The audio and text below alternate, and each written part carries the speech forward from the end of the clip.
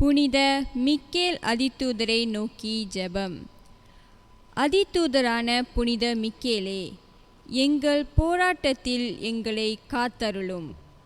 சாத்தானின் வஞ்சக சூழ்ச்சிகளில் எங்கள் துணையாயிரும். தாழ்மையான எங்கள் மன்றாட்டை கேட்டு இறைவன் சாத்தானை கண்டிப்பாராக.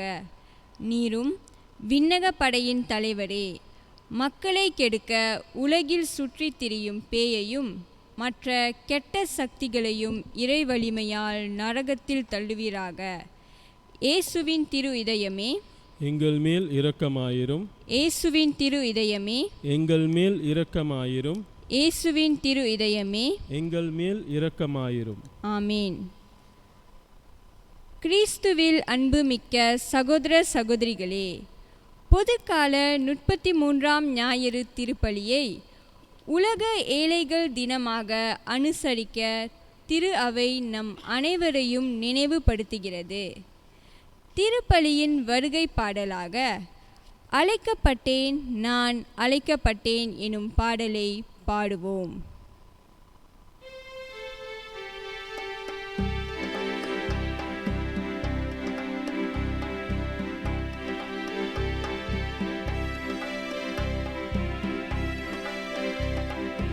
அழைக்கப்பட்டேன் நான் அழைக்கப்பட்டேன், ஆண்டவரோடு நான் ஐக்கியமாகிட அழைக்கப்பட்டேன் நான் அழைக்கப்பட்டேன்.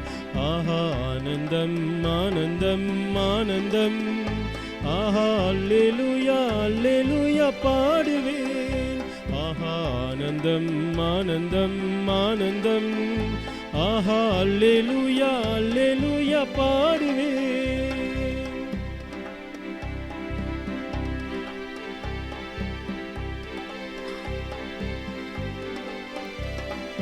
வேறுபட்ட வாழ்வுக்காக அழைத்தார், விண்ணகத்தை இங்கே காண அழைத்தார் அழைத்தார். வேறுபட்ட வாழ்வுக்காக அழைத்தார் அழைத்தார். விண்ணகத்தை இங்கே காண அழைத்தார் அழைத்தார். ஆனந்தம் கொள்ளுவேன் அல்லேலூயா பாடுவேன், ஆனந்தம் கொள்ளுவேன் அல்லேலூயா பாடுவேன். அழைக்கப்பட்டேன் நான் அழைக்கப்பட்டேன், ஆண்டவரோடு நான் ஐக்கியமாகிட அழைக்கப்பட்டேன் நான் அழைக்கப்பட்டேன். ஆஹா ஆனந்தம் ஆனந்தம் ஆனந்தம், ஆஹா அல்லேலூயா அல்லேலூயா பாடுவேன். ஆஹா ஆனந்தம் ஆனந்தம் ஆனந்தம், ஆஹா அல்லேலூயா அல்லேலூயா பாடுவேன்.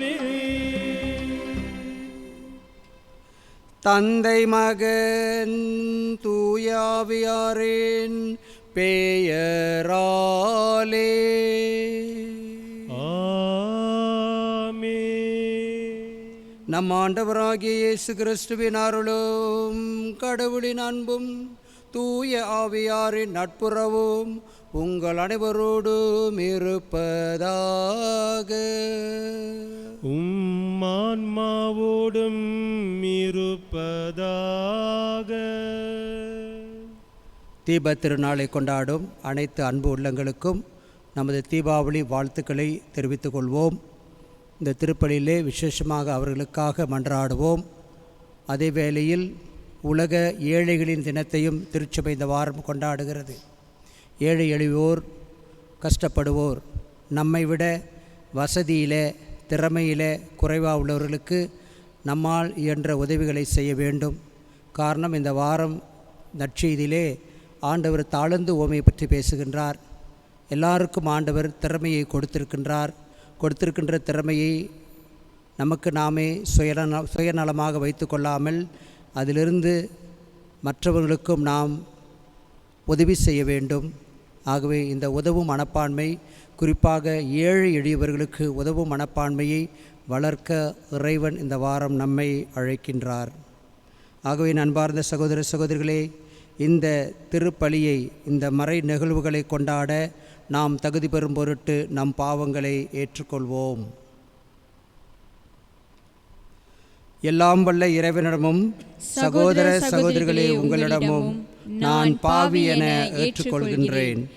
ஏனெனில் என் சிந்தனையாலும் சொல்லாலும் செயலாலும் கடமையில் தவறியதாலும் பாவங்கள் பல செய்தேன். என் பாவமே, என் பாவமே, என் பெரும் பாவமே.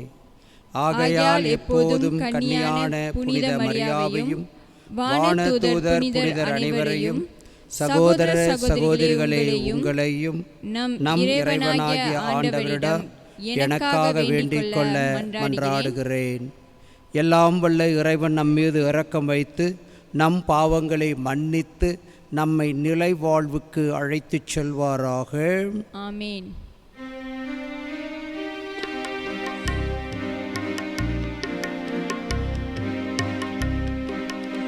ஆண்டவரே இரக்கமாயிரும். ஆண்டவரே இரக்கமாயிரும். கிறிஸ்துவே இரக்கமாயிரும். கிறிஸ்துவே இரக்கமாயிரும். ஆண்டவரே இரக்கமாயிரும். ஆண்டவரே இரக்கமாயிரும்.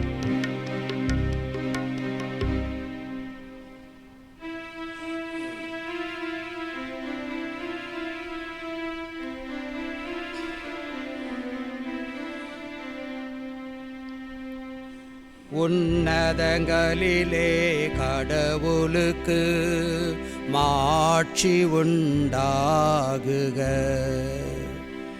உலகினிலே நன்மனத்தோருக்கு அமைதியும் உண்டாகுக. புகழ்கின்றோம் யாம் உம்மையே, வாழ்த்துகின்றோம் இறைவனே. உமக்கு ஆராதனை புரிந்து உம்மை மாட்சிப்படுத்துகின்றோம் யாம். உமது மேலான மாட்சியின் பொருட்டு உமக்கு நன்றி கூறுகின்றோம்.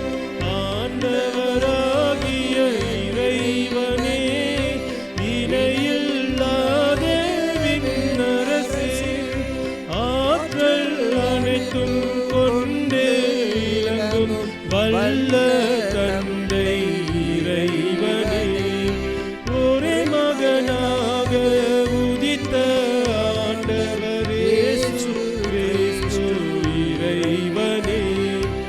ஆண்டவராகிய இறைவனே, இறைவனின் திரு செம்மறியே, தந்தை நின்று என்றென்றுமாக உதித்த இறைவன் மகனே நீ.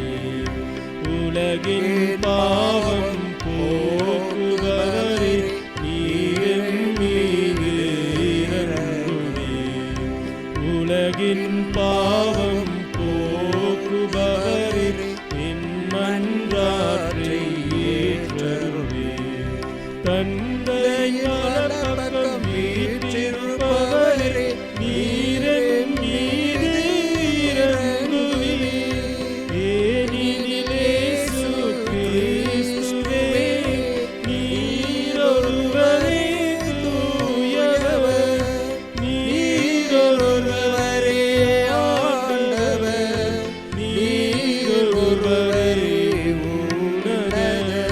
தூய ஆவியாரோடு தந்தை இறைவன் மாட்சியில் இருப்பவர் நீரே.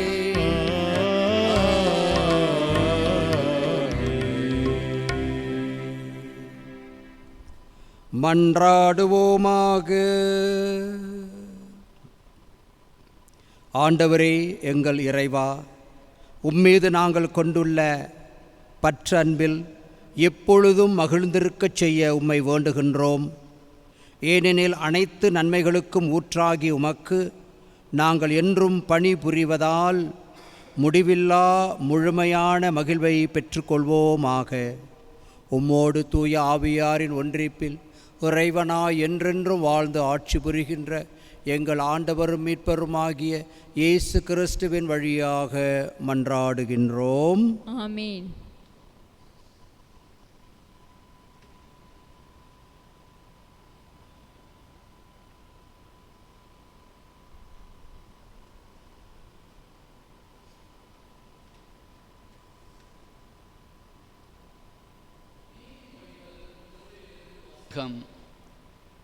திறமை வாய்ந்த மனத்திடமுள்ள மனையாளை காண்பது மிக மிக அரிது.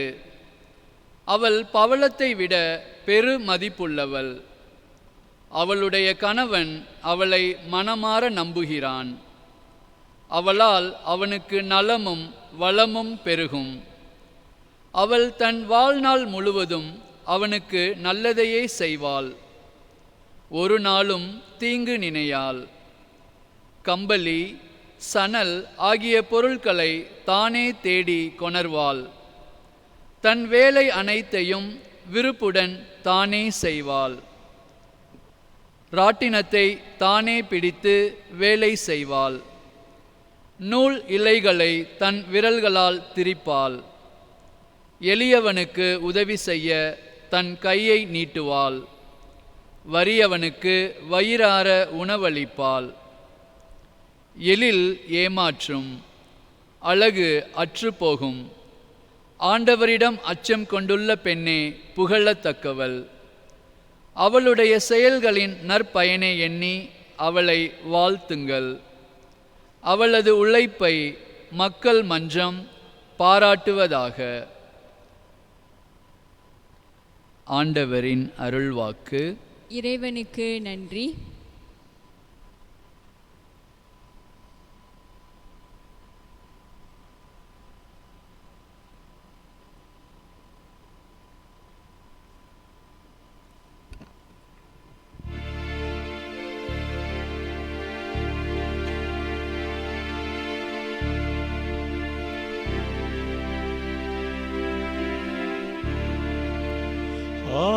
ஆண்டவருக்கு அஞ்சி அவர் வழி நடப்போர் பேறு பெற்றோர்.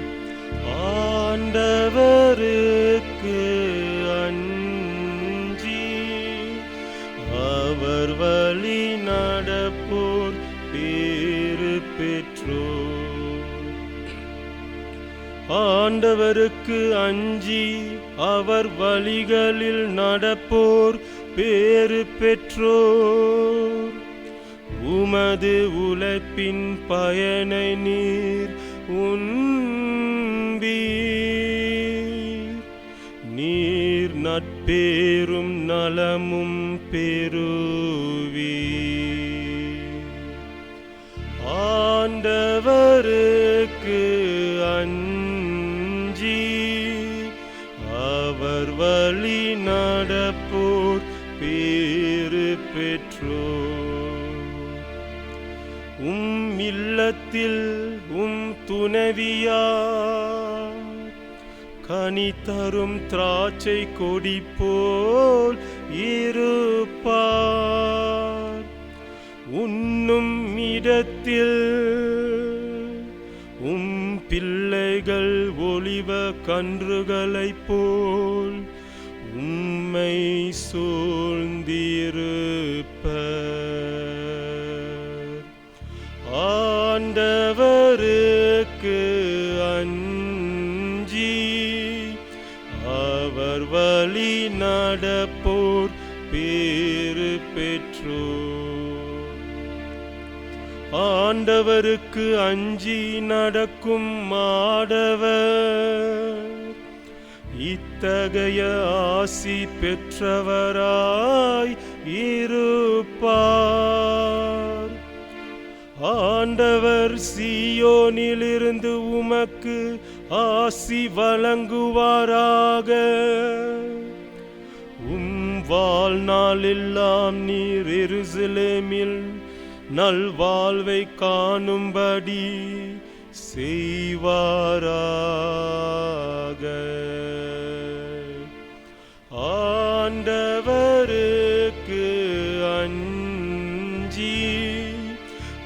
அவர் வழி நடப்போர் பேறு பெற்றோர். ஆண்டவருக்கு அஞ்சி அவர் வழி நடப்போர் பேறு பெற்றோர்.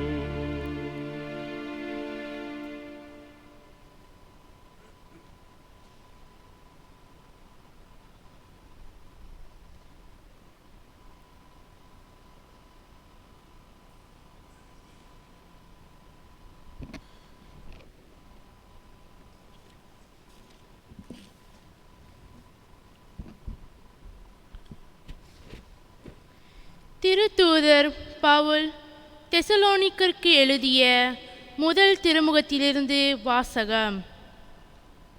சகோதரர் சகோதரிகளே, காலங்களையும் நேரங்களையும் குறித்து உங்களுக்கு எழுத தேவையில்லை. ஏனெனில் திருடன் இரவில் வருவது போல ஆண்டவருடைய நாள் வரும் என்பதை நீங்களே திண்ணமாய் தெரிந்திருக்கிறீர்கள். எங்கும் அமைதி, ஆபத்து இல்லை என்று மக்கள் கூறிக்கொண்டிருக்கும் பொழுது கருவுற்றிருப்பவருக்கு வேதனை வருவது போல திடீரென அவர்களுக்கு அழிவு வரும். யாரும் தப்பித்து கொள்ள இயலாது. ஆனால் அன்பர்களே, நீங்கள் இருளில் நடப்பவர்கள் அல்ல. ஆகவே அந்த நாள் திருடனைப் போல் உங்களுக்கு வராது. நீங்கள் எல்லோரும் ஒளியை சார்ந்தவர்கள், பகலில் நடப்பவர்கள். நாம் இரவையோ இருளையோ சார்ந்தவர் அல்ல. ஆகவே மற்றவர்களைப் போல் நாமும் உறங்கலாகாது. விழிப்போடு அறிவு தெளிவோடும் இருப்போம். ஆண்டவரின் அருள்வாக்கு. இறைவனுக்கு நன்றி.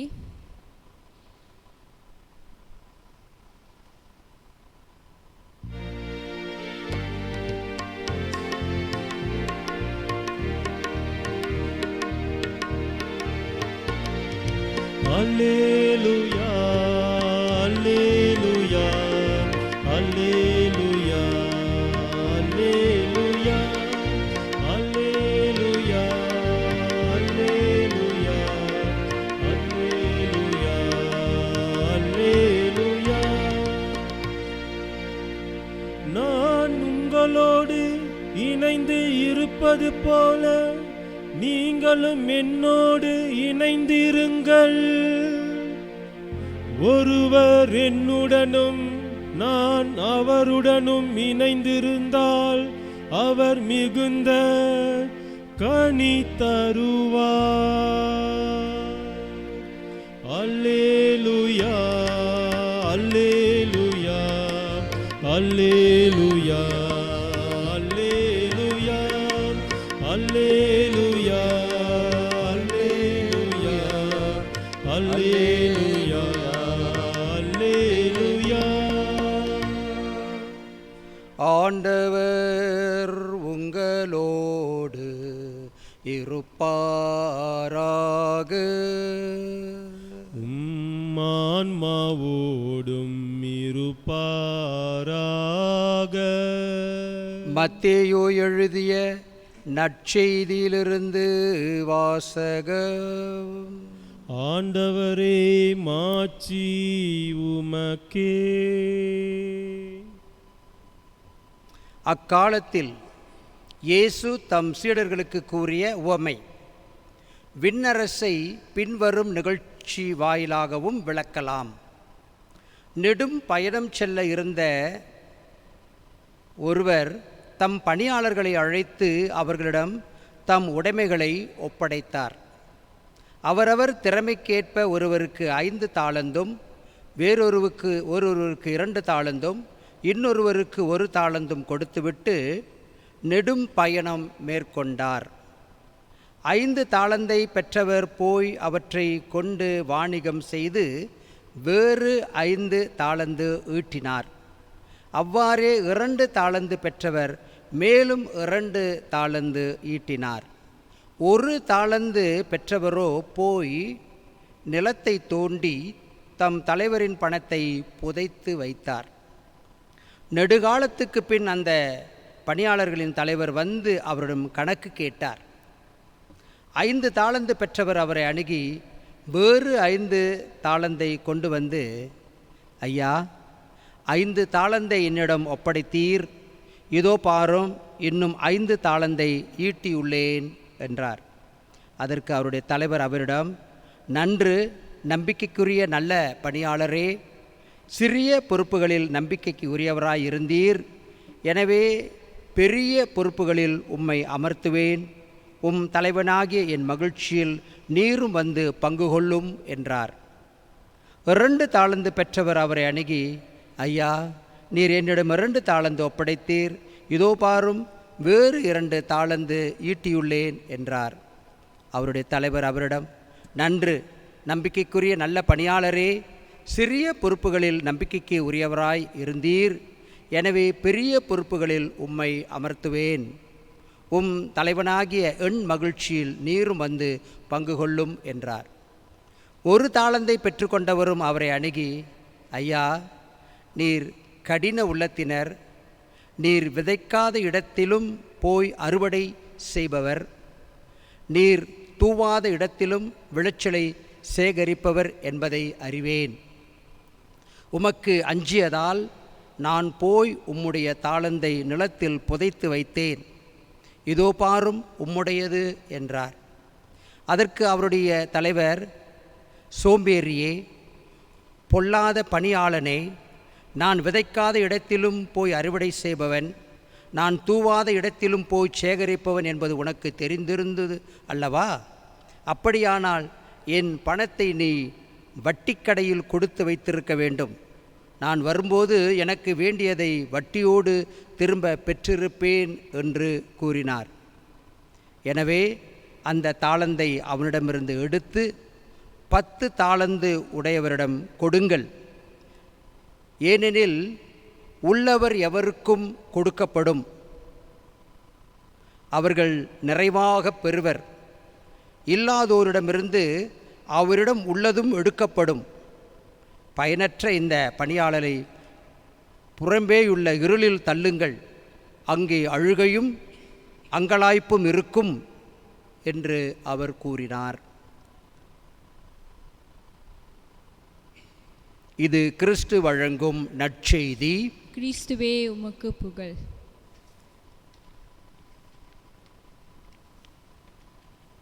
அன்பார்ந்த சகோதர சகோதரிகளே, இன்று நமது இந்து சகோதரர்கள் தீப திருநாளை கொண்டாடுகிறார்கள். நாம் வாரந்தோறும் நடைபெறும் நம்முடைய வழிபாட்டில் இல்லத்திலிருந்து இந்த திருப்பலியை கண்டு கொண்டிருக்கிறீர்கள். காணொளி வழியாக நாட்டினுடைய சூழ்நிலை அப்படி இருக்கிறது. ஒரு இக்கட்டான சூழ்நிலை. நாம் நடமாட்ட கட்டுப்பாட்டுக்குள் அடங்கி கிடக்கின்றோம். இருந்தபோதிலும் ஆண்டவருடைய செய்தி நம்மை தேடி வருவதிலே பெருமை அடைவோம். உலக ஏழைகள் தினத்தையும் கொண்டாட பாப்பரசர் நம்மை அழைக்கின்றார். ஒரு வகையில் எல்லாரும் ஏழைகளாகத்தான் இருக்கின்றோம். பணம் இருந்தும் செல்வம் இருந்தும் அனைத்து வசதிகளும் இருந்தும் வெளியில் செல்ல முடியாத ஒரு சூழ்நிலை. காரு வீட்டில் 5 கார் இருந்தும் 10 கார் இருந்தும் ஒரு காரில் 2 பேர் தான் போக முடியும் என்ற ஒரு சூழ்நிலையில் கூட சில இடங்களில் நாம் சிக்கிக்கொண்டு தவித்து கொண்டு இருக்கின்றோம். நம் ஒவ்வொருடைய வேண்டுதலையும் இறைவன் கேட்பாராக. வெகு சீக்கிரத்தில் இந்த இக்கட்டுகள் நீங்க தீப திருநாளை கொண்டாடும் நமது தீபாவளி அன்பர்களும் ஒளியையே இறைவனாக வைத்து ஒளியே கடவுள் என்று வழிபடும் கிறிஸ்தவர்களாகிய நாமும் இறைவனிடம் தொடர்ந்து மன்றாடுவோம். முதல் வாசகத்துடைய பின்னணியை பார்ப்போம். நீதிமொழி நூல் என்று சொல்லப்படுகிறது இப்பொழுது திருவிவிலியத்தில். அது வேதாகமம் என்ற பைபிளில் பழமொழி ஆகமம் என்று சொல்லப்படுகிறது. இந்த பழமொழி ஆகமம் அல்லது இந்த நீதிமொழி நூல் ஒழுக்கம் மற்றும் சமயம் சார்ந்த போதனைகளின் தொகுப்புத்தான் என்று சொல்லப்படுகிறது. இந்த நூலிலே, இந்த நீதிமொழி அல்லது பழமொழி ஆகமத்தில் குடும்ப உறவுகள், சமூக உறவுகள், நன்னடத்தை, சுய கட்டுப்பாடு ஆகிய முறைகளை பற்றி விளக்கி கூறப்பட்டுள்ளது.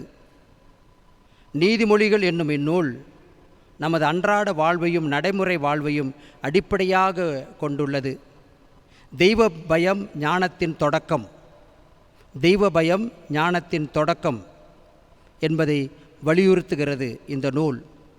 இந்நூல் நாம் ஆண்டவரிடம் கொள்ளும் அச்சமே ஞானத்தின் தொடக்கம் எனவும் சொல்லி தொடங்கி சமய ஒழுக்கம் பற்றியும் நல்லறிவு நன்னடத்தை ஆகிய பற்றியும் விளக்கி கூறுகிறது.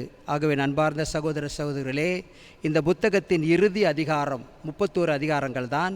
அந்த 31வது அதிகாரம் இலமுவேல் என்ற அரசனுக்கு அவனுடைய தாய் கற்பித்தவை என்ற தலைப்பிலே வருகிறது. ஒரு அரசனுக்கு அவங்களுடைய அம்மா எழுதுகிறாங்க, மகனே நீ இப்படி தான்பா உன் அரசாட்சியை ஆள வேண்டும் என்றும் ஒரு பெண்ணினுடைய பெருமையும் குறித்தும் எழுதுகிறார்கள். அங்கே சுருக்கமாக சொல்லப்பட்டிருக்கிற விஷயங்கள், நல்ல குணமுடைய பெண் யார், நல்ல குணமுடைய பெண் யார் என்பது பற்றி விளக்கம் தருகிறது இன்றைய வாசகம். கணவனும் மனைவியும் கருத்தொருமித்து வாழ்வது கிறிஸ்துவும் திருச்சபையும் அன்பு செய்து வாழ்வதை ஒத்திருக்கிறது என்று கூறப்படுகிறது. கணவனோடு இணைந்து இல்லறம் நடத்துபவள் பெண், ஏழைகளுக்கு உதவி செய்பவள் பெண், உழைத்து ஓய்பவர்கள் பெண்கள், ஆண்டவருக்கு பயந்து வாழ்க்கை நடத்துபவர்கள் பெண் என்ற மதிப்பீடுகளை தாங்கி வருகிறது இன்றைய வாசகம். பெண்ணின் பெருமையை பற்றி பேசுகிறது இந்த வாசகம். பெண்களால் இந்த உலகத்தில் எவ்வளவோ காரியங்கள் நடக்கின்றது.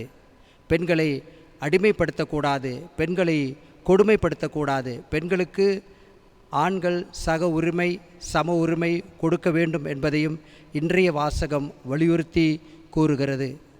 ஆகவே தாளந்து பெண்களிடம் கொடுக்கப்பட்டிருந்தால் தாளந்து பெற்ற அனைவருமே அதை பன்மடங்குகளாக பெருக்கி இருப்பார்கள் என்று நற்செய்தியில் வருகின்ற அந்த தாளந்து உமை போல். ஆகவே நற்செய்தியின் பின்னணியை பார்ப்போம். நற்செய்தியில் எருசலேம் அழிவும் உலக முடிவும் இயேசுவின் 2ஆம் வருகையும் எப்போது நடைபெறும் என்று இயேசு ஆண்டவரை கேட்டார்கள். எருசலேம் எப்போது அழியும் என்று கேட்டார்கள். இந்த எருசலேம் அழிந்து போகும் என்று சொன்னார். ஒரு கல் மேல் இல்லாமல் உங்களுடைய இந்த ஆலயமே இடிந்து விழும் என்று சொன்னார். அது இயேசுவுக்கு பிறகு, இயேசு 33ஆம் ஆண்டிலே அவர் இறந்து மரித்து உயிர்த்தெழுந்தார்.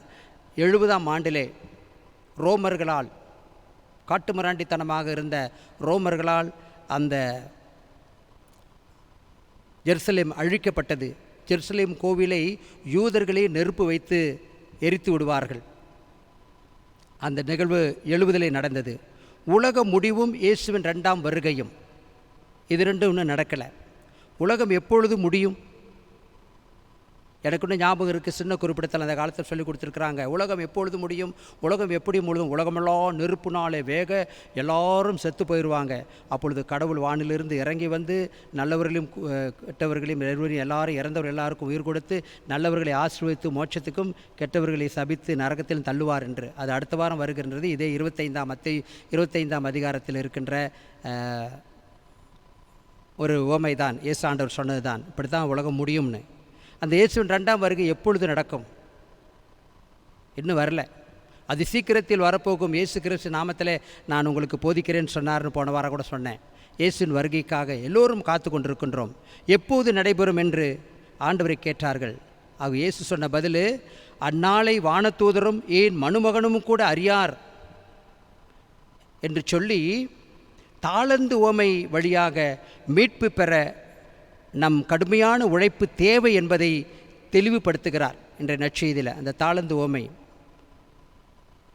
தாளந்து என்பது ஏறக்குறைய ஒரு 10,000 ரூபாய் மதிப்புள்ளது என்று ஒரு பிரசங்கியார் சொல்லுகிறார். அப்படி நம்முடைய மலேசியா ரிங்கேட்டுக்கு ஏறக்குறைய ஒரு 1000 ரிங்கேட் மதிப்புள்ளதாக இருக்கும். தன்னிடமிருந்த உடைமையாகிய 10 தாளந்துகளையும் கொடுத்து பயணம் சென்ற தலைவன் ஒருவன் திரும்பி வந்து கணக்கு கேட்பதே இன்றைய நற்செய்தியின் விளக்கமாக இருக்கிறது. இன்றைய நற்செய்தி மத்திய 25ஆம் அதிகாரம் வசனம் 14 to 30 வரை. இதிலே என்னை விட மற்றவனுக்கு அதிகமாக அளிக்கப்பட்டிருக்கிறதே என்று பொறாமைப்படுவதை விட தன்னிடம் உள்ளதை பல மடங்காக பெருக்க வேண்டும் என்ற அழைப்பு விடுக்கின்றார் இறைவன். எல்லாருக்கும் பகிர்ந்து கொடுக்கின்றார். ஒருவனுக்கு 5, ஒரு 2, ஒருத்தர் 3, கடைசியாக ஒருவனுக்கு 1. ஒரு தாளந்து பெற்றவன் எனக்கு அதிகமாக கொடுக்கலையே என்று சொல்லி அதை அவன் புதைத்து வைத்தான். ஆகவே அவன் கிடைத்ததை வைத்து அதை பெருக்காமல் அவன் பொறாமைப்பட்டு மற்றவர்களோடு தன்னை ஒப்பிட்டு பார்க்கின்றான். ஆகவே அந்த பணத்தை புதைத்து வைக்கின்றான். என் அன்பார்ந்த சகோதர சகோதரிகளே, ஒப்பிட்டு பார்க்கக்கூடாது. நம்முடைய வாழ்க்கை கம்பேர் இங்கிலீஷ் சொல்லுவாங்க. கம்பேரிசன் இஸ் அ சின் சொல்கிறாங்க, பாவம். அடுத்தவங்களுக்கு அவ்வளோ இருக்குது, என்கிட்ட இல்லை அப்படின்னு நம்ம ஒப்பிட்டு பார்த்து பொறாமைப்படக்கூடாது. அந்த பிள்ளை நல்லா படிக்குது, என்னால் படிக்க முடியல. அந்த பிள்ளைக்கு வேறு திறமை இருக்கலாம், அது படிக்கலாம், அது வசதி இருக்கலாம். ஆனால் அந்த பிள்ளையால் அவ்வளோ முடியுது, என்னால் முடியல. நான் என்னுடைய இருக்கின்ற திறமையை கொஞ்சம் அதிகரித்து கொள்ளலாம் மொழி. அவங்களுக்கு திறமை இருக்குதுன்னு சொல்லி திறமை உள்ள பிள்ளைங்களை நாம் எப்போ என்ன செய்வோம், அவங்களோட திறமையை பொறாமைப்பட்டு அவங்களுக்கு ஏதாவது தீமைகள் செய்கிறதுக்கு நான் முயற்சி பண்ணுவோம். உலகத்தில் அப்படி தான் இருக்குது. அது பணமாக இருக்கட்டும், படிப்பாக இருக்கட்டும், அல்லது உலக செல்வமாக இருக்கட்டும், அல்லது நல்ல பேராக இருக்கட்டும், எதுவாக இருந்தாலும் எனக்கு கிடைக்காது அடுத்தவனுக்கு கிடைக்கக்கூடாது. அப்படிப்பட்ட கெட்ட எண்ணங்கள். காதலன் காதலிக்கணும். அவன் ஃப்ரெண்டுக்கு ஒரு நல்ல அழகான ஒரு காதலி கிடச்சிட்டா, ஐயோ அவனுக்கு அவ்வளோ அழகான ஒரு கிடச்சி விட்டாலே, அவளை எப்படியாவது அவன் கட்டிக்காமல் இருக்கிறது தடை பண்ணணுன்றவங்களாம் இருக்கிறானுங்க. இப்படி மனித குணத்திலும் செயலிலும் மனிதர்கள் தங்களுக்கு கிடைச்ச தாளந்தை வைத்து அதை இன்னும் அதிகப்படுத்தாமல் அடுத்தவனுக்கு அதிகமாக கொடுக்கப்பட்டு விட்டதே என்ற பொறாமையில் தான் இந்த உலகத்தில் வாழ்ந்து கொண்டிருக்கிறோம். அப்படிப்பட்ட வாழ்க்கை நாம் வாழக்கூடாது என்று தான் இன்றைய தாளந்தின் வழியாக இறைவன் நமக்கு வலியுறுத்தி கூறுகிறார். ஆகவே தலைவரிடமிருந்து 5 தாளந்து பெற்றவர் மேலும் 5 தாளந்து ஈட்ட, 2 தாளந்து பெற்றவர் மேலும் 2 தாளந்து ஈட்டுகிறார். இந்த இருவரும் தங்களது தலைவரது பாராட்டுதலை பெற்றார்கள், அதோடு பதவி உயர்வும் பெற்றார்கள். ஆனால் நான் முதல் சொன்னது போல் இந்த 1 தாளந்து பெற்றவன் அதை கொண்டு எந்த ஒரு லாபமும் செய்யாமல் அதை அப்படியே தலைவரிடம் திருப்பி கொடுத்து விட்டான். ஆகவே தான் இவன் தலைவருடைய பாராட்டை பெறவில்லை, தலைவருடைய தண்டனையை தான் பெறுகின்றான். ஆகவே நண்பார்ந்த சகோதர சகோதரிகளே, கடவுள் நமக்கு பல்வேறு தாளந்துகளை, அதாவது திறமைகளை கொடுத்துள்ளார். தாளந்து என்று சொல்லும் பொழுது அது பணமாகவும் இருக்கலாம், அது ஒரு திறமையாகவும் இருக்கலாம். கடவுள் கொடுத்தது அறிவாக கூட இருக்கலாம், ஞானமாக கூட இருக்கலாம்.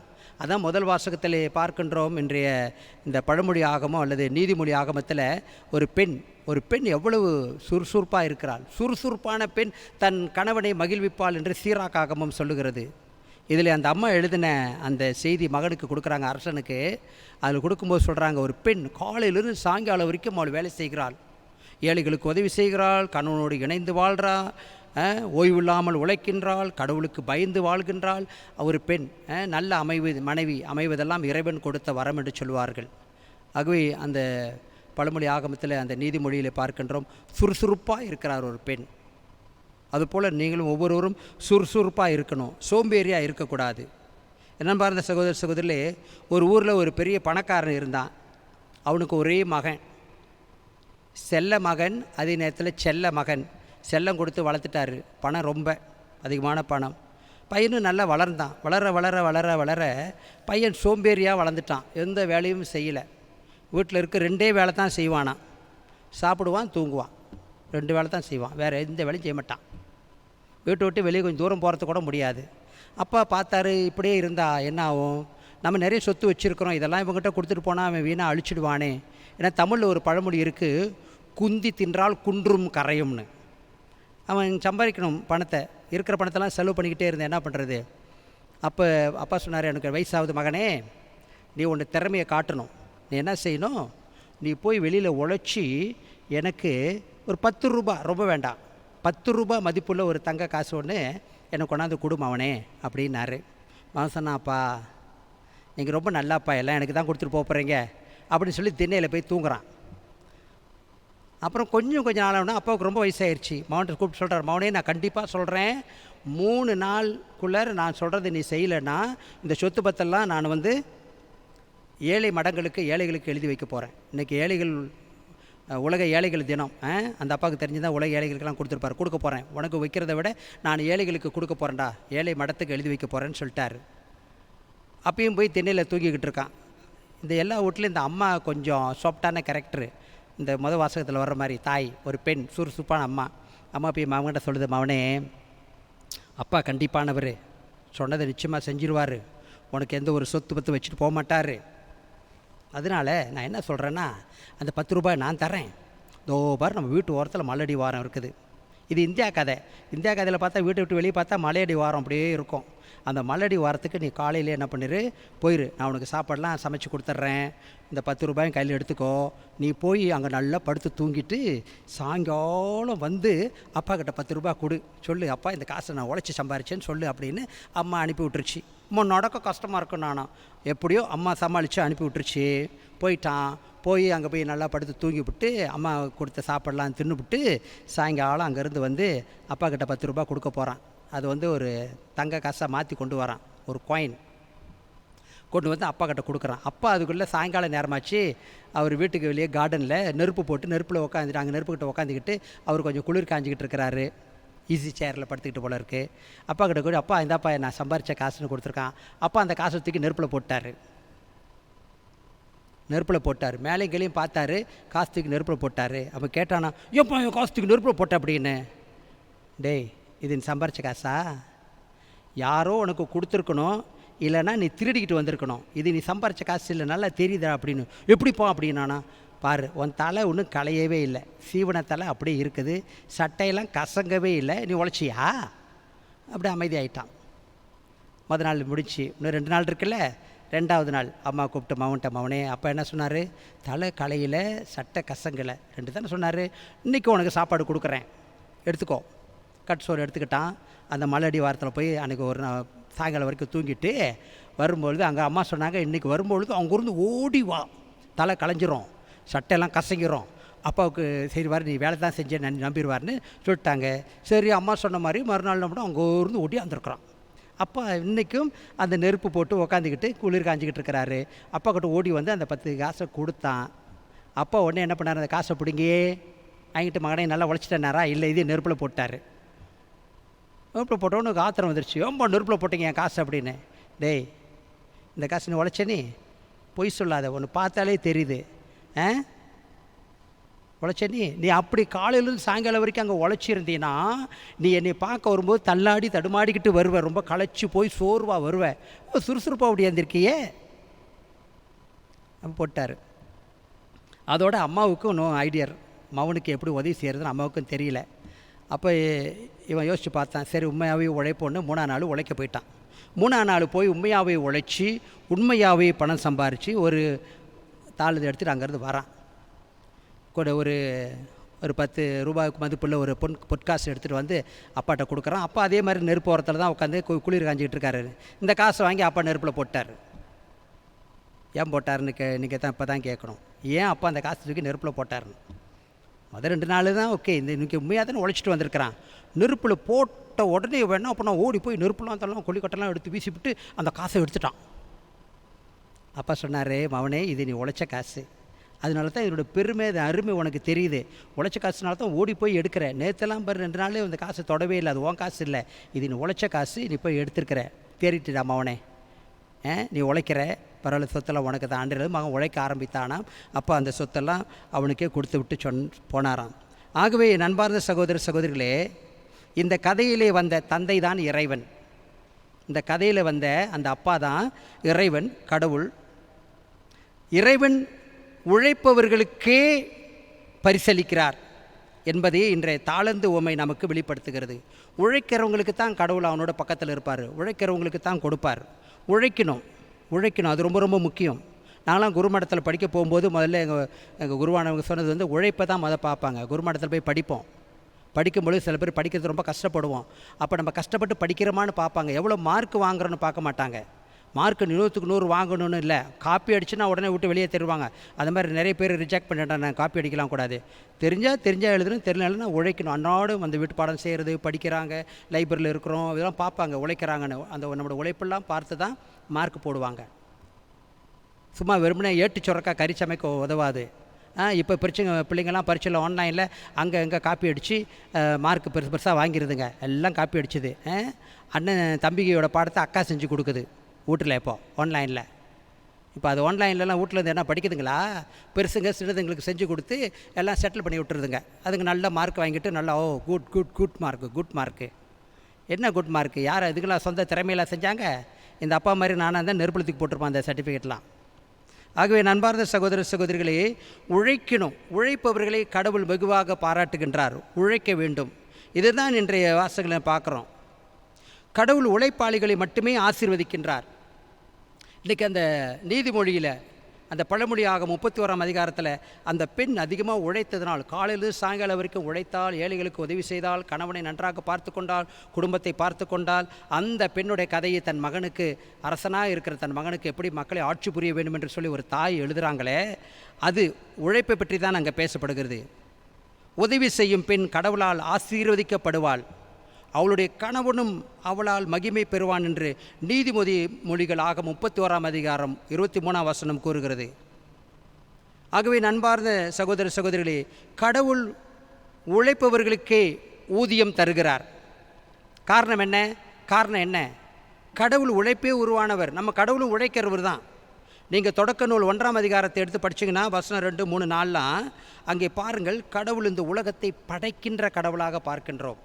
அவர் படைக்கின்றார், இந்த உலகத்தையே எல்லாம் படைக்கிறார். அப்போ அவர் உழைக்கின்றார், படைத்து இந்த உலகத்தை மனிதனுக்கு கொடுக்கின்றார். கடைசியாகத்தான் ஆதாம் படைக்கிறார், அப்புறம் ஏவாளை படைக்கின்றார். அதுக்கு முன்பு இந்த உலகம் முழுவதும் அவர் படைக்கின்றார். உழைக்கும் கடவுள். ஆகவே இறை அருளை நாம் பெற விரும்பினால் நாம் வேலை செய்துதான், உழைத்து தான் ஆக வேண்டும். ஆகவே 2ஆம் வாசகத்திலே புனித பவுல் தெளிவாக்குகிறார், சோம்பேறித்தனம் என்னும் சொல்லுக்கே கிறிஸ்துவின் அதிகாரத்தில் இடமில்லை. சோம்பேறியாக இருக்கக்கூடாது. இன்றைக்கி நான்லாம் ஒரு குருவானவராக தேர்ந்தெடுக்கப்பட்டு இன்றைக்கி இந்த நிலையில் இருக்கிறேன்னா, எங்களுடைய சுறுசுறுப்பை பார்த்து தான் திருச்சபை எங்களை இந்த பணிக்குள்ளே கூட்டிட்டு வந்த சொல்ல சோம்பேறிகள் இல்லை. எவ்வளோ சோம்பேறிகள் குருமடத்தில் விட்டு வெளியாக்கிடுவாங்க. சுறுசுறுப்பாக வேலை செய்யணும். ஆகவே 2ஆம் வாசகத்தின் பின்னணியை பாருங்கள். தெசலோனிக்கேயருக்கு எழுதிய கடிதம், முதல் கடிதம், அதிகாரம் 5 வசனம் 1-6. போன வாரம் சொன்னேன், இது 51ஆம் ஆண்டில் எழுதப்பட்ட முதல் திருமுகம், புதிய ஏற்பாட்டில் பவுலால் எழுதப்பட்டது சொல்லப்படுகிறது. ஆகவே தொடக்க கால கிறிஸ்தவர்கள் கிறிஸ்துவின் 2ஆம் வருகை மிகவும் அருகாமையில், அண்மையில் இருக்கின்றது என்று நினைத்து கொண்டு வேலை செய்யாமல் பிறர் வேலைகளிலே தலையிட்டு கொண்டிருந்தார்களாம். வேலையை செய்யதில்லை. அதே கிறிஸ்தவர்கள் பிறகு உழைத்து வாழ வேண்டும் என்று பவுலுடைய சொல்வார். தெசலோனிக்கேயருக்கு எழுதிய 2ஆம் கடிதத்தில், முதல் கடிதத்தில் சொல்லுவார், கிறிஸ்துவின் சீடர்கள் என்றும் விழிப்போடும் அறிவு தெளிவுடனும் இருக்க வேண்டும். 1 தெசலோனிக்கேயர் 5 வசனம் 1-6 சொல்லப்படுகிறது.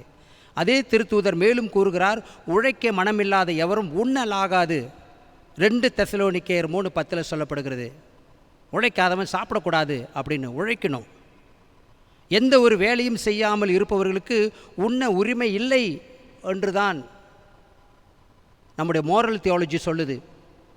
நன்னெறி கல்வி. சேற்றிலே கால் வைக்காதவன் சோற்றில் கை வைக்கக்கூடாது என்று ஒரு தமிழ் பழமொழி சொல்லுகிறது. சேற்றில் கை வைக்காதவன் சோற்றில் கை வைக்கக்கூடாது. உழைத்து வாழ வேண்டும், பிறர் உழைப்பில் வாழ்ந்திடாதே. உலக சுற்று வாலிபல்ல வர ஒரு பாட்டு, சிக்குமங்கு சிக்குமங்கு சக்கப்பப்பா, சிரித்து வாழ வேண்டும் பிறர் சிரிக்க வாழ்ந்திடாதே, உழைத்து வாழ வேண்டும் பிறர் உழைப்பில் வாழ்ந்திடாதே அப்படின்னு. உழைச்சி வாழணும். உழைப்பு ரொம்ப ரொம்ப முக்கியம். உழவுக்கும் தொழிலுக்கும் வந்தனை செய்வோம் என்று பாரதியார் சொன்னாராம். செய்யும் தொழிலே தெய்வம், அந்த திறமைதான் நமது தெய்வம், கையும் காலும் தான் உதவி, கொண்ட கடமைதான் பதவி என்று பட்டுக்கோட்டை எழுதிய ஒரு பாடல். சமுதாயத்தை சீர்திருத்தத்துக்காக பட்டுக்கோட்டை நிறைய பாடல் எழுதியிருக்கிறார். பட்டுக்கோட்டை கல்யாண சுந்தரம் என்பவர் கண்ணதாசன் வருவதற்கு முன்பாக இருந்த ஒரு பெரிய கவிஞர். நிறைய பாடல்கள் எழுதியிருக்கிறார். அவர் எழுதிய பாடல் அதான், அந்த செய்யும் தொழிலே தெய்வம், அந்த திறமை தான் நமது செல்வம், கையும் காலும் தான் உதவி, கொண்ட கடமைதான் பதவி என்பது பட்டுக்கோட்டையார் மொழி. ஒரு வேலை செய்கிறோம், அதுதான் நமக்கு பதவி. அது மாதிரி தான் சில பேர் கோயிலில் சில பேருக்கு ஒரு சின்ன பதவி கொடுத்துட்டாலும், ஒரு வேலை கொடுத்துட்டா அது ஒரு பதவி மாதிரி நினச்சிக்கிட்டு அது விட்ட மாட்டேன்னு இருக்குதுங்க. ஒரு காலத்தில் அந்த மைக்கு பிடிக்கிறது ஒரு பெரிய பதவி. என்ன வேலை கொடுத்தாலும் நட்கரணை பணியாளர் கூட எனக்கு வேணாம், எனக்கு மைக்கு தான் வேணும். ஏன்னா மைக்கு வெளியில் எங்கேயும் கிடைக்கல, யாரும் கொடுக்க மாட்டாங்கல்ல. இப்போ அதை மைக்கு தான் எனக்கு சொன்னார். இப்போ அதை மைக்கில் கோவிலில் ஏன்லாம் இவ்வளோ போட்டியும் பொறாமையாக இருக்கிறானுங்க, எல்லாம் அடிச்சுக்கிட்டு குடிச்சிக்கிட்டு எல்லாம் அந்த மைக்கு பிடிக்கிறதுக்கு தான். ஏன்னா வெளியில் மைக்கு எவனும் கொடுக்க மாட்டான், எம்எல்சிக்காரனும் கொடுக்க மாட்டான், அரசாங்கம் கொடுக்க மாட்டான். கோயிலில் தான் மைக்கு கொடுக்குறோம் கொஞ்ச நேரமாவது பேசுகிறதுக்கு. இந்த மைக்கில் வந்து நின்று படிக்கணுன்றது ஒரு பெரிய பெருமை. ஏன்னா செய்யும் இந்த பட்டுக்கோட்டை எழுதின பாட்டில் அப்படி தான் இருக்குது, கையும் காலும் தான் உதவி, கொண்ட கடமை தான் பதவி. அப்படி பெருமையாக இருக்கக்கூடாது, பணிவோடு செய்யணும் எந்த பணி செஞ்சாலும். ஆண்டவரே, அன்பார்ந்த சகோதர சகோதராகவே இந்த பின்னணியிலே திருத்தூதர் பவுல் 2ஆம் வாசகத்திலே சொல்கிறாரு, கிறிஸ்துவின் வருகை பேறுகால வேதனை போன்று திடீரென்று வரும்.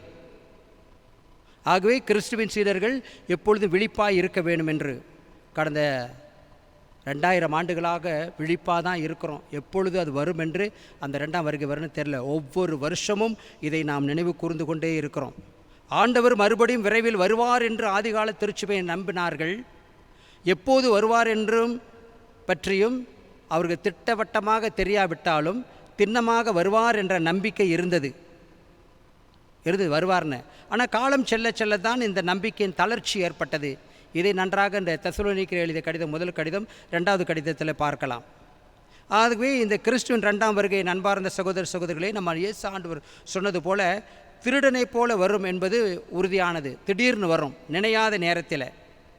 ஆகவே ஆண்டின் கடைசி வாரங்கள், இந்த 33ஆம் வாரம் 34ஆம் வாரம்லாம் ஆண்டின் கடைசி வாரம் முடிய போகுது. நம்முடைய கத்தோலிக்க திருச்சபையின் வழிபாடு கால அட்டவணையின் கடைசி வாரங்கள். இது முடிஞ்சோடனே கிறிஸ்து அரசர் முடிஞ்சோடனே நம்ம இன்னொரு காலத்துக்குள்ளே நுழைய போகிறோம். அப்புறம் இயேசுவின் பிறப்பின் வருகை, அப்புறம் இயேசு பிறந்தார், வளர்ந்தார், அப்புறம் பாடுபட்டார், அப்புறம் திருப்பி அவர் போதித்தது, கடைசியில் 2ஆம் வருகை பற்றி பேசுகிறது இப்போ முடிக்கிறோம். ஆகவே பைபிளில் இருக்கின்ற அத்தனை விஷயங்களையும் சரிப்படுத்தி உங்களுக்கு ஒரு படிப்பினை கொடுப்பதற்காக இதெல்லாம் ஒழுங்குபடுத்தியிருக்கிறார்கள். ஆகவே ஆண்டின் கடைசி வாரங்களில் இந்த 2ஆம் வருகை பற்றி நாம் கேட்கும் பொழுது நம்மை நாம் தயாரிப்பதற்காகவே இந்த வாசகங்கள் இந்த வாரம் கொடுக்கப்பட்டிருக்கிறது. நாம் நம்மை தயாரிக்க வேண்டும். ஒளியின் மக்களாய் வாழ அழைப்பு விடுக்கிறது. வெளிச்சத்தின் மக்களாக நாம் வாழணும். நம்மளாம் ஒளியின் மக்கள், கிறிஸ்துவின் மக்கள்.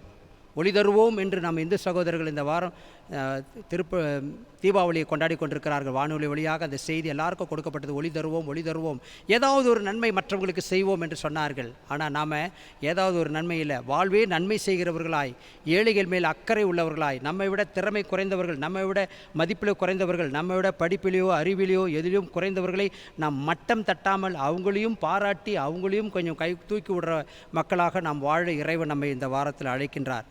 ஆகவே ஆண்டின் கடைசி வாரங்களிலே இந்த 2ஆம் வருகை பற்றி வருவது நம்மை நாம் தயாரிப்பதற்காகவே. ஒளியின் மக்களாய் நாம் வாழ வேண்டும். ஆகவே தான் 2ஆம் வாசகம் ஒரு பழைய பாடல் எனக்கு நினைவூட்டுகிறது. எங்கே போய்விடும் காலம் அது என்னையும் வாழ வைக்கும், நீ இதயத்தை திறந்து வைத்தால் அது உன்னையும் வாழ வைக்கும். உள்ளதை சொல்லி நல்லதை செய்து வருவது வரட்டும் என்றிருப்போம். கண்ணீரெல்லாம் புன்னகையாகும், கடமையின் வழியே நின்றிருப்போம். எங்கே போய்விடும் காலம் அது என்னையும் வாழ வைக்கும். கொரோனா போயிடும், இதெல்லாம் மாறும், எப்போன்னு தெரியாது. இயேசு 2ஆம் வருகை எப்பொழுதும் காலதாமதமாக இருக்கும், அதுபோல் அதுவும் தாமதமாகவும் இருக்கலாம். இப்போ நான் கேள்விப்பட்டேன், இப்போ நிறைய எங்கே பார்த்தாலும் அங்கே ரொம்ப இங்கே ரொம்ப அங்கே ரொம்ப அதிகமாக வந்ததாக இப்போ எண்ணிக்கையை காட்டிக்கிட்டு இருக்காங்க. அது பற்றி இன்றைக்கி கலந்து பேசிக்கிட்டு இருக்கும்போது சில முக்கியமான மக்களோடு, அதாவது இந்த மருந்து கண்டுபிடிச்சிட்டாங்களாம், தடுப்பு மருந்து கண்டுபிடிச்சிட்டாங்களாம், அது வெகு சீக்கிரத்தில் மக்கள் மத்தியில் கொண்டு வரணுன்றதுக்காக இந்த ஆர்ப்பாட்டங்கள் நடந்துக்கிட்டு இருக்குன்றாங்க. ஆனால் அந்த தடுப்பு மருந்துடைய அந்த வேக்சினுடைய பாதிப்புன்னு ரொம்ப பேருக்கு தெரியல. ஆனால் அது போட்டால் நல்லா போயிடும், இப்படி சூழ்நிலை அதிகரிக்க அந்த வேக்சினை மக்களுக்கு கொடுப்பார்கள் என்று சொல்லி இப்பொழுது இப்படிப்பட்ட அதிகரிப்பு செய்தி நம்மை அங்கலாய்த்து கொண்டு இருக்கிறது என்று சொல்கிறார்கள். ஆகவே திருவெளிப்பாட்டு ஆண்டின் அன்பார்ந்த சகோதர சகோதரிகளே, ஆண்டின் இறுதி கட்டத்தில் இருக்க நம்மிடம் கடவுள் கணக்கு கேட்கிறார். கடவுள் நம்மிடம் கணக்கு கேட்கிறார். நாம் கடவுள் நமக்கு கொடுத்துள்ள திறமைகளை வளர்த்துள்ளோமா? கேள்வி அதுதான். கடவுள் எனக்கு கொடுத்துள்ள திறமைகளை நாம் என்ன செஞ்சுருக்கிறோம்? நமக்கு கொடுத்த திறமைகளை என்ன செய்திருக்கிறோம்? நாம் நமது திறமைகளை எவ்வாறு பயன்படுத்த வேண்டும் என்று ராயப்பர் பேதுரு நமக்கு அறிவுரை வழங்கியுள்ளார். 1 பேதுரு அதிகாரம் 4 வசனம் 10-11 எடுத்து படித்து பாருங்கள். 1 பேதுரு அதிகாரம் 4 வசனம் 10-11. நீங்கள் கடவுளுடைய பல்வகை அருள் கொடைகளின் சீரிய பொறுப்பாளர்கள். நம்மெல்லாம் பொறுப்பாளர்கள், கடவுளுடைய பல்வகை அருள் கொடைகளில் பொறுப்பாளர்கள். எனவே உங்களுள் ஒவ்வொருவரும் தாம் பெற்றுக்கொண்ட அருள் கொடைகளை பயன்படுத்தி ஒருவருக்கொருவர் பணி புரியுங்கள். அதனால தான் பாப்பர் சொல்கிறாரு, இன்றைக்கு உலக ஏழைகள் தினம்னு கொண்டாடுறாங்க இந்த வாரத்தில். ஆகவே நம்மிடம் இருக்கிறதை நம்ம மற்றவங்களோடு பகிர்ந்து கொள்ளணும். அது எதுவாக இருந்தாலும் சரி, பணமாக இருந்தாலும் சரி, அது படிப்பாக இருந்தாலும் சரி, நம்ம பெற்ற திறமையாக இருந்தாலும் சரி. பதவி யாரும் பகிர்ந்துக்க மாட்டாங்க. என் பதவி உனக்கு கொடுக்குறேன்னு யாரும் கொடுக்க மாட்டாங்க. அது நிச்சயமாக முடியாது. எல்லாருக்கும் பதவி ஆசை இருக்குது. பதவி யாரும் கொடுக்க மாட்டாங்க. நம்மளும் இருக்கின்ற திறமைகளையும் நம்மிடம் இருக்கின்ற பொருட்களையும் வசதிகளையும் மற்றவர்களோடு பகிர்ந்து கொள்ளலாம். ஆகவே நண்பார்ந்த சகோதர சகோதரிகளே, ஒவ்வொரு திருப்பலி கொண்டாட்டத்தின் போதும் நம்ம ஒவ்வொரு தடவையும் சொல்கிறோம், ஒவ்வொரு திருப்பலியிலும் மனித உழைப்பின் பயனான இந்த அப்பமும் ரசமும் தான் திருப்பலியில் கிறிஸ்துவின் உடலும் இரத்தமுமாக மாறுகின்றது. அந்த அப்பத்தை எடுத்து சொல்வார், மனித உழைப்பின் பயணமான இந்த கோதுமையினால் உருவாக்கப்பட்ட இந்த அப்பம் எங்களுக்கு வாழ்வளிக்கும் உணவாக மாறும் என்று சொல்லி குருவான் ஒப்படைக்கிறார். மனித உழைப்பில் வந்த அந்த கோதுமை மணிகளால் செய்யப்பட்ட அந்த அப்பம், திராட்சை பழத்தை பிழிந்து பல பழங்களை பிழிந்து செய்யப்பட்ட அந்த திராட்சை பழ ரசம், அது இயேசுவின் இரத்தமாகவும் இயேசுவின் உடலாகவும் நாம் ஒவ்வொரு திருப்பலியிலும் அதை உட்கொள்கின்றோம். ஆகவே நமது வேலைகளை செவ்வனே செய்தால், அந்த வேலையை நன்றாக செய்தால், கடவுள் இறுதி நாளில் நம்மை பார்த்து நம்பிக்கைக்குரிய நல்ல ஊழியனே, விண்ணக மகிழ்ச்சியில் நுழைவாயாக என்று கூறுவாராம். வெல் டன் அப்படி சொல்லுவாராம். நம்ம பார்த்து, நல்லா செஞ்சிட்ட என்னுடைய பொறுப்புள்ள நல்ல ஊழியனே அப்படின்னு சொல்லி நம்மளே பரலோக ராஜ்யத்துக்குள் அழைத்து கொள்வாராம். ஆகவே கொடுத்ததெல்லாம் கொடுத்தான், அவன் யாருக்காக கொடுத்தான்? ஒருத்தருக்காக கொடுத்தான், இல்லை ஊருக்காக கொடுத்தான்.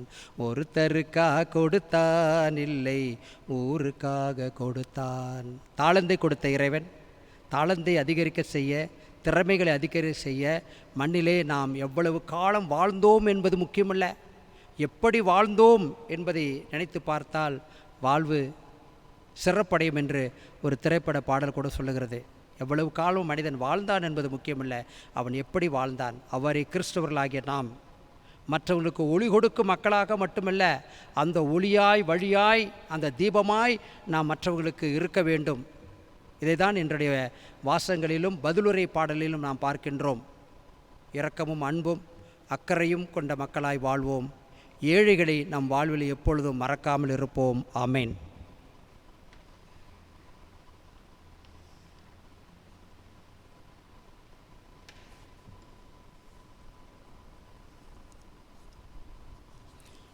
ஒரே கடவுளை நம்புகிறேன், விண்ணகமும் மண்ணகமும் காண்பவை காணாதவை யாவும் படைத்த எல்லாம் வல்ல தந்தை அவரே. கடவுளின் ஒரே மகனாய் உதித்த ஒரே ஆண்டவர் இயேசு கிறிஸ்துவை நம்புகின்றேன். இவர் காலங்களுக்கெல்லாம் முன்பே தந்தையிடமிருந்து பிறந்தார். கடவுளின்றி கடவுளாக, ஒளியின்றி ஒளியாக, உண்மை கடவுளின்றி உண்மை கடவுளாக உதித்தவர். இவர் உதித்தவர், உண்டாக்கப்பட்டவர் அல்லர். தந்தையோடு ஒரே பொருளானவர். இவர் வழியாகவே யாவும் படைக்கப்பட்டன. மனிதர் நமக்காகவும் நம் மீட்புக்காகவும் விண்ணகமிருந்து இறங்கினார். தூய ஆவியால் கன்னி மரியாவிடம் உடல் எடுத்து மனிதர் ஆனார். மேலும் நமக்காக பொந்தியு பிலாத்தின் அதிகாரத்தில் சிலுவையில் அறையப்பட்டு பாடுபட்டு இறந்து அடக்கம் செய்யப்பட்டார். மறைநூல்களின்படி 3ஆம் நாள் உயிர்த்தெழுந்தார். விண்ணகத்துக்கு எழுந்தள்ளி எல்லாம் வல்ல தந்தையின் வலப்பக்கம் வீற்றிருக்கின்றார். வாழ்வோரையும் இறந்தோரையும் தீர்ப்பிட மாட்சியுடன் மீண்டும் வர இருக்கின்றார். அவரது ஆட்சிக்கு முடிவே இராது. தந்தையிடமிருந்தும் மகனிடமிருந்தும் புறப்படும் ஆண்டவரும் உயிர் அளிப்பவருமான தூய ஆவியாரை நம்புகின்றேன். இவர் தந்தையோடும் மகனோடும் ஒன்றாக ஆராதனையும் மாட்சியும் பெறுகின்றார். இறைவாக்கினர்கள் வாயிலாக பேசியவர் இவரே. ஒரே புனித கத்தோலிக்க திருத்தூதர் வழிவரும் திரு அவையை நம்புகின்றேன். பாவ மன்னிப்புக்கான ஒரே திருமுழுக்கை ஏற்றுக்கொள்கிறேன். இறந்தோரின் உயிர்ப்பையும் வரவிருக்கும் மறு உலக வாழ்வையும் எதிர்பார்க்கின்றேன். ஆமென். கேளுங்கள் தரப்படும் என்று சொன்ன ஆண்டவர்தான் நீங்கள் கேட்காமலே உங்களுக்கு என்ன தேவை என்பதையும் யாம் அறிவோம் என்று சொல்லியிருக்கிறார். ஆகவே இயேசு ஆண்டவர் சொன்ன இந்த உயிருள்ள வார்த்தைகளிலே நம்முடைய முழு எதிர்நோக்கியும் வைத்து மன்றாடுவோம். இறைவனால் அபிஷேகம் செய்யப்பட்டுள்ள நமது பாப்பிரை, ஆயர்கள், அருட்பணியாளர்கள், துறவற சகோதர சகோதரிகள் யாவரும் தங்களுக்கு பொழியப்பட்டுள்ள அருட்கொடைகளின் துணை கொண்டு கிறிஸ்துவின் பணியினை செல்வன செய்திட ஆண்டவரை மன்றாடுவோம். ஆண்டவரே எங்கள் மன்றாட்டை கேட்டருளும்.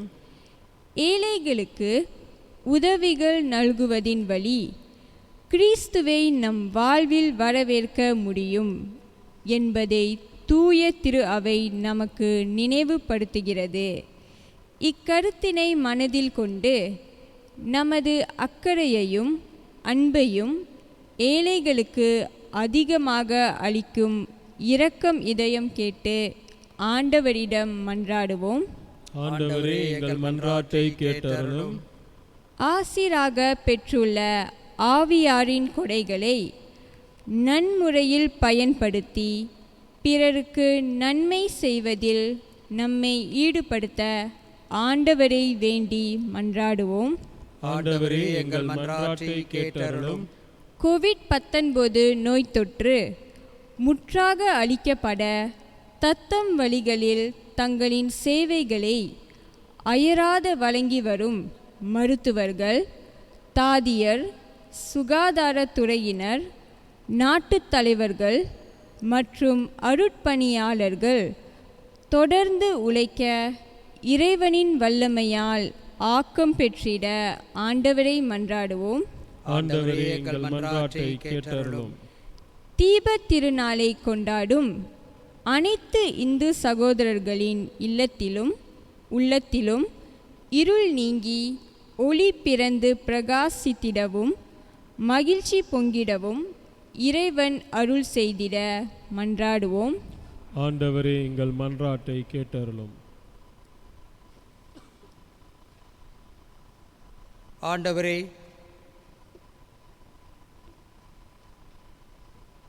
உம்மிடமிருந்து நாங்கள் பெற்றுக்கொண்ட தாளந்துகளை, திறமைகளை தொடர்ந்து பயன்படுத்தி ஏழை எளியவர்கள் மேல் அக்கறை கொண்டு நாங்களும் நல்ல நீதியான, நேர்மையான, உமக்கு உகந்த தெய்வமாய் பயமிக்க வாழ்வு வாழ எங்களையும் தொற்று ஆசீர்வதியும்.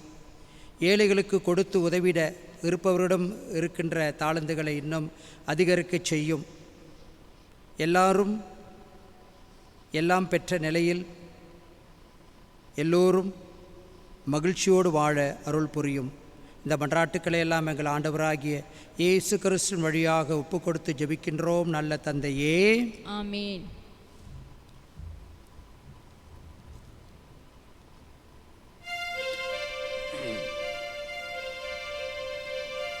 லல்லலா லல்லலா லல்லலா லல்லலா லல்லலா லல்லலா லல்லலா லல்லலா லல்லலா லல்லலா.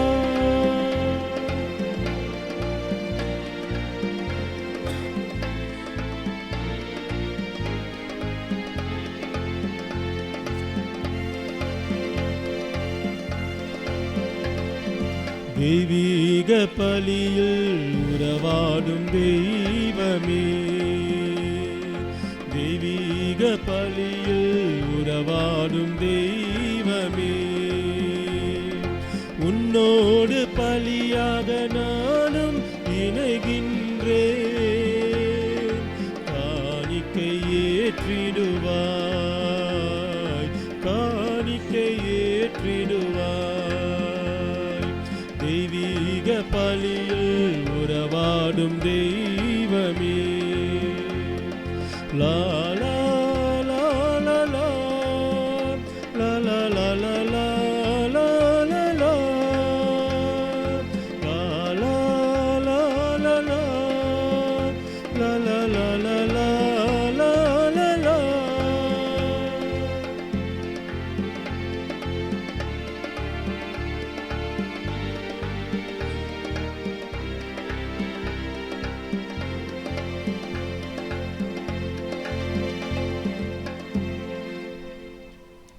சகோதர சகோதரிகளே, என்னுடையதும் உங்களுடையதுமான இப்பலி எல்லாம் உள்ள தந்தையாகிய இறைவனுக்கு ஏற்றதாகும்படி மன்றாடுங்கள்.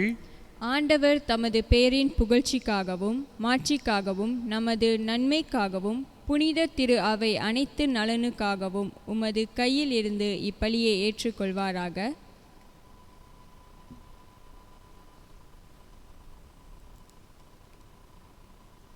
ஆண்டவரே, எங்களுக்கு அருள் புரிய உம்மை வேண்டுகின்றோம். அதனால் மாண்புக்குரிய உமது திருமுன் நாங்கள் ஒப்பு கொடுக்கும் இக்காணிக்கை இறை பற்றின் அருளையும் நிலையான பேரின்பத்தையும் எங்களுக்கு பெற்று தருவதாக. எங்கள் ஆண்டவராகிய இயேசு கிறிஸ்துவின் வழியாக. ஆமீன். ஆண்டவர் உங்களோடு இருப்பாராக. உம்மான்மாவோடும் இருப்பாராக. இதயங்களை மேலே எழுப்புங்கள். ஆண்டவரிடம் எழுப்பி உள்ளோம். நம் இறைவனாகிய ஆண்டவருக்கு நன்றி கூறுவோம். அது தகுதியும் நீதியும் ஆனதே. தூயவரான தந்தையே, உம் அன்பார்ந்த மகன் இயேசு கிறிஸ்து வழியாக எந்நாளும் எவ்விடத்திலும் நாங்கள் உமக்கு நன்றி செலுத்துவது மெய்யாகவே தகுதியும் நீதியுமாகும், எங்கள் கடமையும் மீட்புக்குரிய செயலுமாகும். உம் வார்த்தையான அவர் வழியாக அனைத்தையும் படைத்தீர். அவரையே மீட்பராகவும் ஈடேற்றுபவராகவும் எங்களுக்கு அனுப்பினீர். அவர் தூய ஆவியால் உடலெடுத்து கன்னி மரியாவிடமிருந்து பிறந்தார். அவர் உமது திருவுளத்தை நிறைவேற்றி புனித மக்களை உமக்கு பெற்றுத்தர தம் கைகளை விரித்து பாடுபட்டார். இவ்வாறு அவர் சாவை வென்று உயிர்ப்பை வெளிப்படுத்தினார். ஆகவே வானதூதரோடும் புனிதர் அனைவரோடும் சேர்ந்து நாங்கள் உமது மாட்சிமையை புகழ்ந்துரைத்து ஒரே குரலாய் பாடுவதாவது: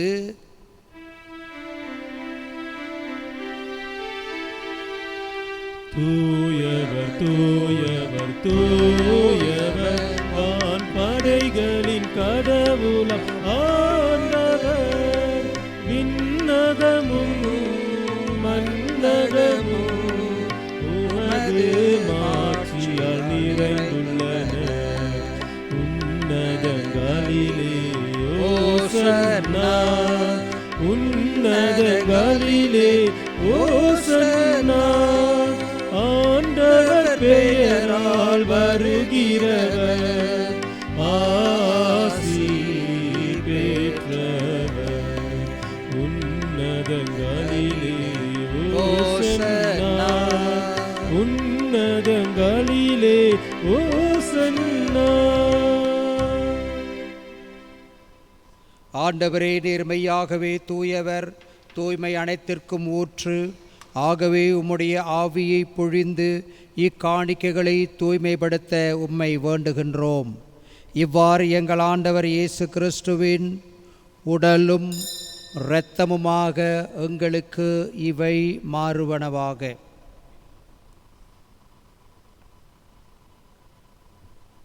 அவர் பாடுபட உளம் கனிந்து தம்மை கையளித்த போது அப்பத்தை எடுத்து நன்றி செலுத்தி அதை பிட்டு தம் சீடர்களுக்கு அளித்து கூறியதாவது: அனைவரும் இதிலிருந்து பெற்று உண்ணுங்கள், ஏனெனில் இது உங்களுக்காக கையளிக்கப்படும் என் உடல்.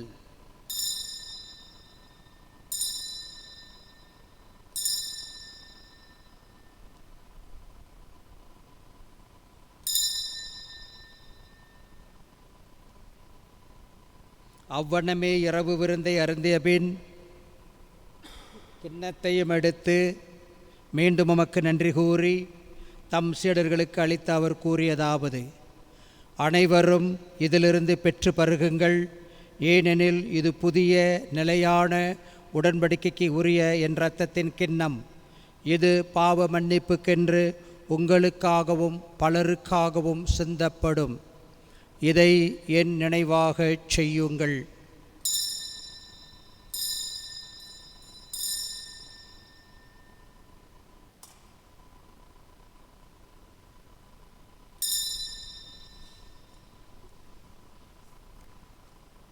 நம்பிக்கையின் மறைபொருள். ஆண்டவரே, உணர்ந்தருளவும் உமது இறப்பினை அறிக்கையிடுகின்றோம், உமது உயிர்ப்பினையும் எடுத்துரைக்கின்றோம். ஆகவே ஆண்டவரே, நாங்கள் கிறிஸ்துவின் இறப்பினையும் உயிர்ப்பினையும் நினைவு கூர்ந்து வாழ்வு தரும் அப்பத்தையும் மீட்பளிக்கும் கிண்ணத்தையும் உமக்கு ஒப்புக் கொடுக்கின்றோம். உம் திருமுன் நின்று உமக்கு ஊழியம் புரிய தகுந்தவர்கள் என எங்களை ஏற்றுக்கொண்டீர். எனவே உமக்கு நன்றி செலுத்துகின்றோம். மேலும் கிறிஸ்துவின் உடலிலும் இரத்தத்திலும் பங்கு கொள்ளும் எங்களை தூய ஆவியார் ஒன்று சேர்க்க வேண்டும் என உம்மை தாழ்மையுடன் மன்றாடுகின்றோம். ஆண்டவரே, உலகெங்கும் பரவியிருக்கும் உமது திரு அவையை நினைவு கூர்ந்தருளும். எங்கள் திருத்தந்தை பிரான்சிஸ், எங்கள் ஆயர் பெர்னட் போல், எல்லா திருநிலையினர் ஆகிய அனைவரோடும் உமது திரு அவை அன்பில் நிறைவு பெறச் செய்தருளும்.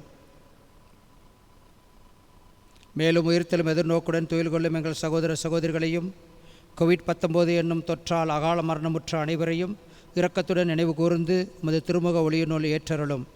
எங்கள் அனைவர் மீது இரக்கமாயிரும். கடவுளின் கன்னித்தாயான புனித மரியா, அவருடைய கணவரான புனித யோசேப்பு, புனித திருத்தூதர்கள், இவ்வுலகில் உமக்கு உகந்தவர்களாய் இருந்தோர் ஆகிய புனிதர் அனைவருடனும் நாங்கள் நிலைவாழ்விலே பங்கு கொள்ளும் தகுதி பெற்று உம் திருமகன் இயேசு கிறிஸ்து வழியாக உம்மை புகழ்ந்தேத்தும் வரம் அருள உம்மை மன்றாடுகின்றோம்.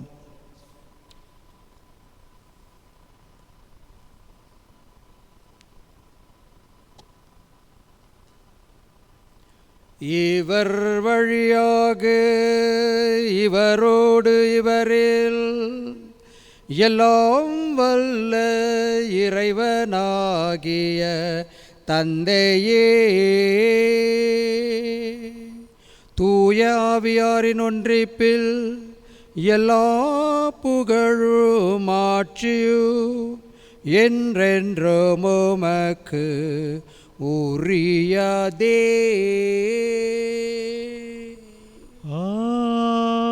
ஆமென், ஆமென், ஆமென்.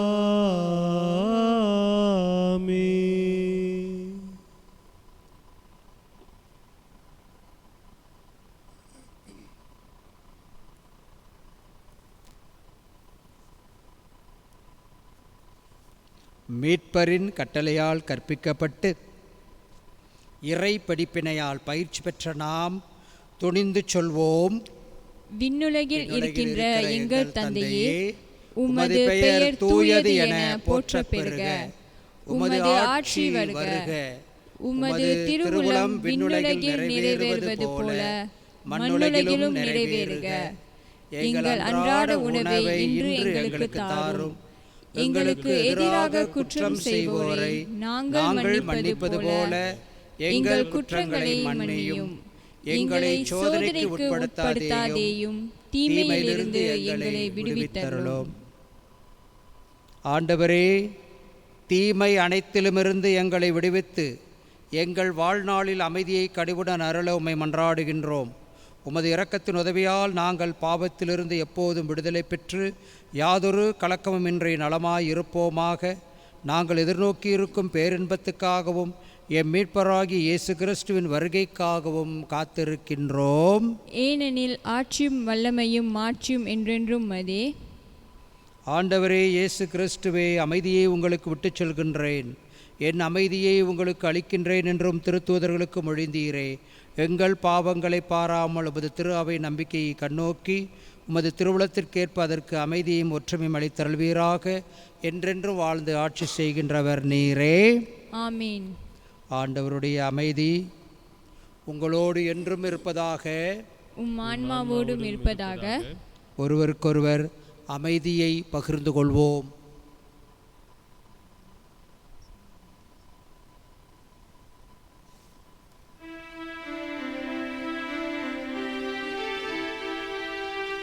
உலகின் பாவம் போக்கும் இறைவனின் செம்மறியே, என் மேல் இரக்கம் வையும்.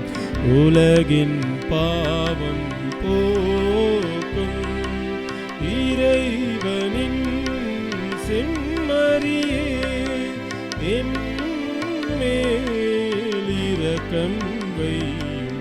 உலகின் பாவம் போக்கும் இறைவனின் செம்மறியே எமக்கு அமைதி அருளும்.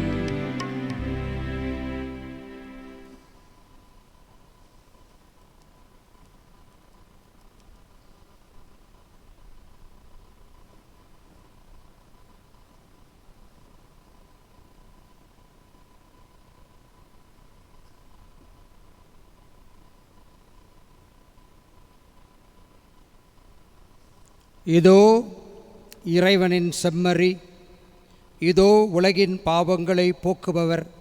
செம்மறியின் விருந்துக்கு அழைக்கப் பெற்றோர் பேறு பெற்றோர். ஆண்டவரே, நீர் என் இல்லத்தில் எழுந்தருள நான் தகுதியற்றவள். ஆனால் ஒரு வார்த்தை மட்டும் சொல்லியருளும், எனது ஆன்மா நலமடையும்.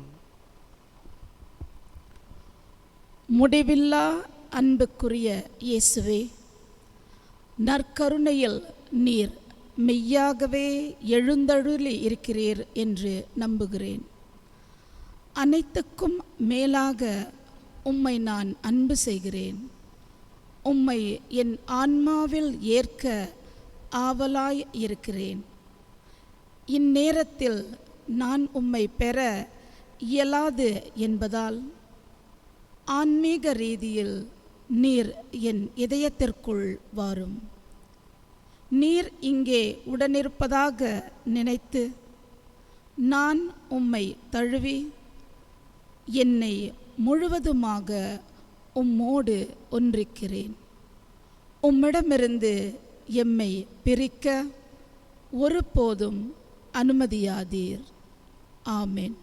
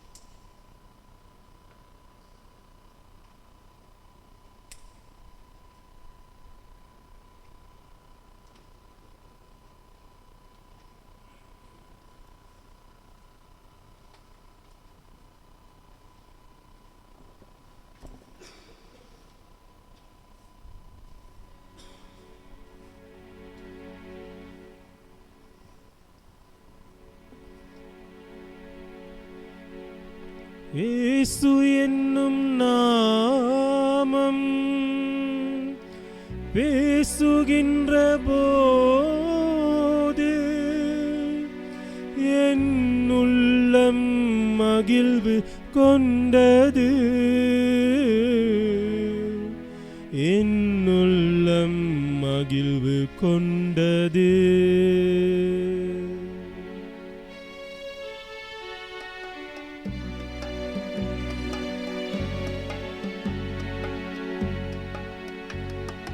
இயேசு என்னும் நாமம் பேசுகின்ற போது என் உள்ளம் மகிழ்வு கொண்டது. அதை எலிசையில் பாடுகின்றது. இயேசு என்னும் நாமம் பேசுகின்ற போது என்னுள்ளம் மகிழ்வு கொண்டது, அதை எலிசையில் பாடுகின்றது.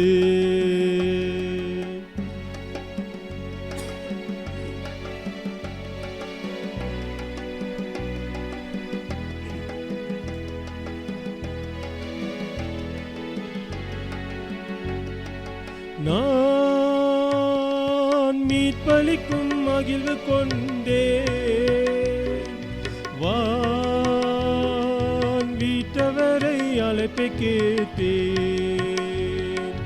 நான் மீட்பளிக்கும் மகிழ்வு கொண்டேன் வான் வீட்டவரை அழைப்பை கேட்டேன். பெற்ற பெரும் வாழ்வை பகிர்ந்து கொள்வதென்று பேசியவர் அனுப்பி வைத்தார். தம் ஆவியரும் உயிரும் தந்தார். இயேசு என்னும் நாமம் பேசுகின்ற போது என்னுள்ளம் மகிழ்வு கொண்டது, அதை எலிசையில் பாடுகின்றது. இயேசு என்னும் நாமம் பேசுகின்ற போது என்னுள்ளம் மகிழ்வு கொண்டது, அதை எலிசையில் பாடுகின்றது.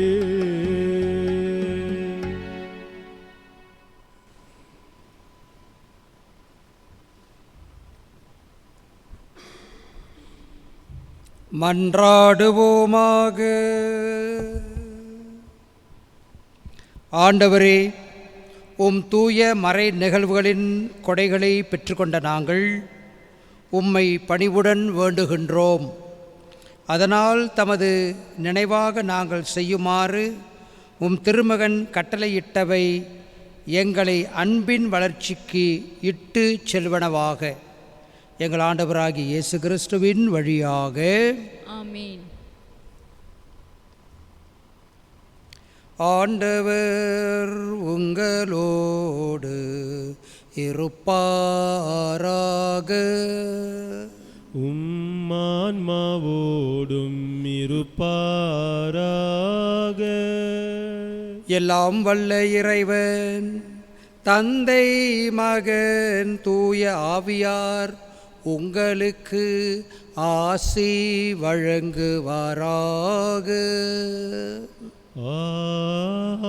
ஆமென். சென்று வாருங்கள், திருப்பலி நிறைவேறிற்று. இறைவனுக்கு நன்றி.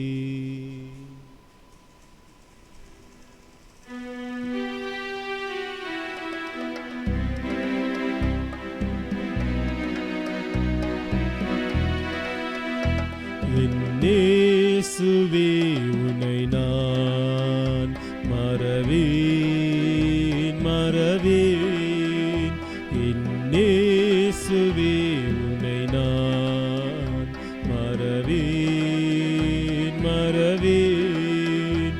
என்னாலும் உன் அருளை நான் பாடி மகிழ்ந்திருப்பேன். இயேசுவே உன்னை நான் மறவேன் மறவேன்.